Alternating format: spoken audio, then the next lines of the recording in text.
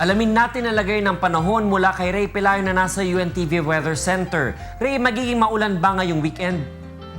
Magandang gabi, Tony Reggie, at sa ating mga kasambahay at patuloy na makaka-apekto itong low pressure area na nasa loob ng Philippine Air Responsibility. Pero ayon sa pag-asa, maliit ang tsansa nito yung mabuo bilang isang bagyo. But then, itong weekend natin ay patuloy tayong makakaranas ng mga pag-ulan dahil ito ay sinyalis na nga ng papalapit na pag-iral nitong rainy season o tag-ulan, Tony Reggie.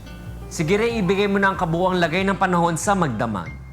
Narito po ang maging lagay ng panahon sa mga susunod na oras. Ito pong tinatawag po natin na low pressure area. Ang distansya po niya ay 420 km sa may silangan po ng Surigao City. At ito po ay nakapaloob doon sa tinatawag po natin na intertropical convergence zone sa po nakaka-apekto sa may area ng Visayas. Sa forecast po ng pag-asa, ang area po ng Bicol, kasama na rin po ang mga probinsya ng Mindoro, Marinduque, Romblon at Palawan, ay makakaranas po ng mahina hanggang sa katamtamang mga pagulan. Samantalang sa Metro Manila at iba pang lugar sa Luzon ay makakaranas din po ng papulupulong mga pagulan, pagkidlat at pagkulog. Ang heat index po natin bukas sa Metro Manila, maaari pong maramdaman ang temperaturang 38.4 degrees Celsius. Sa Tuigaraw po, 41.1.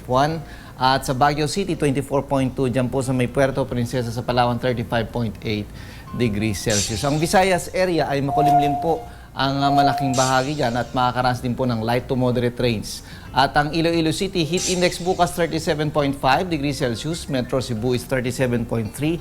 At dyan po sa may area ng Tacloban City, 36.9 degrees Celsius. Mindanao area, makulimlim din po at mayroon pong direktang epekto itong low pressure area. Makakaranas po ng mahina hanggang sa katamtamang mga pag-ulan. Sa Cagayan de Oro City, ang heat index bukas 34.4, sa Metro Davao 36.1 at dyan po sa may Zamboanga City ay 36.5 degrees Celsius. Ang ating pong sunrise, 5:27 a.m. Atin naman pong sunset, 6:27 p.m. Yan ang ating ulat panahon. Umulan man po't umaraw, huwag natin kalilimutang pasalamatan ang Diyos na lumalang. Balik sa inyo dyan, studio. Maraming salamat Ray Pelayo mula sa UNTV Weather Center.